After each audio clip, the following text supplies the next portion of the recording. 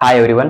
मला बऱ्याच मुलांचे मेसेज येत आहेत की सर आम्ही ज्यावेळेस मेडिकल फील्डमध्ये चॉईस फिलिंग करायचा विचार करतो, कॅप राउंड 1 असेल, कॅप राउंड 2 असेल, कोणताही ग्रुप असो, कोणताही कोर्स असो, तर तिथं आम्हाला इयर मार्किंग असं एक ऑप्शन बघायला मिळतं आणि त्या ठिकाणी बऱ्याच मुलांना जे आहे ते इयर मार्किंग मध्ये ओपन आणि रिझर्व्ह असं 2 टाईपचं ऑप्शन मिळत आहे आणि बऱ्याच मुलांना फक्त ओपन असं मिळत आहे. मग ते ईडब्ल्यूएस मधून किंवा एबीसी मधून काउन्सिलिंग करताय, तर याचा नेमका मिनिंग काय होतो आणि तुम्हाला कोणतं सिलेक्ट करणं आहे जेणेकरून की तुमचा फायदा होणार आहे.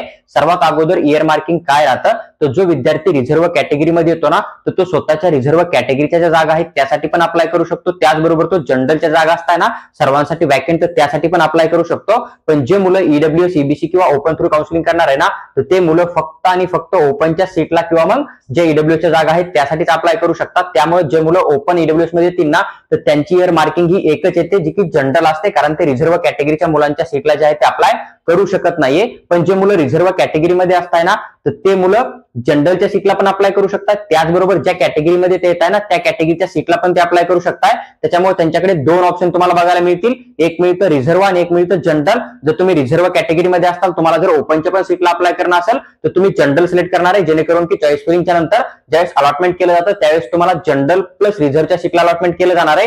जरी तुम्ही रिझर्व्ह कॅटेगरीमधून येता आणि तुम्ही रिझर्व्ह मधून चॉईस फिलिंग केली ना, तरी पण तुमचा स्कोर जर जास्त असेल, तुम्ही त्या कॉलेजमध्ये चॉईस फिलिंग करणारे टॉपर असाल ना, तर त्या कंडिशन मध्ये तुम्हाला ऑटोमॅटिक जे आहे ते ओपन कॅटेगरीची सीट अलॉटमेंट केली जाते. ही गोष्ट तुम्हाला लक्षात ठेवणं आहे. त्यामुळे इयर मार्किंग तुम्ही कोणतीही सिलेक्ट केली त्याच्यानुसार तुमच्या चॉईस फिलिंग मध्ये किंवा तुमच्या सीट अलॉटमेंटवर कुठलाही फरक पडत नाही. ही गोष्ट तुम्हाला लक्षात ठेवणं आहे. आणि जे मुलं ईडब्ल्यूएसचे असतील किंवा ओपनचे असतील ना, तर त्यांना कुठल्याही प्रकारे इयर मार्किंग जे आहे ते रिझर्व्ह मध्ये बघायला मिळत नाही, कारण ते फक्त जनरल कॅटेगरीच्या सीटलाच अप्लाय करू शकताय.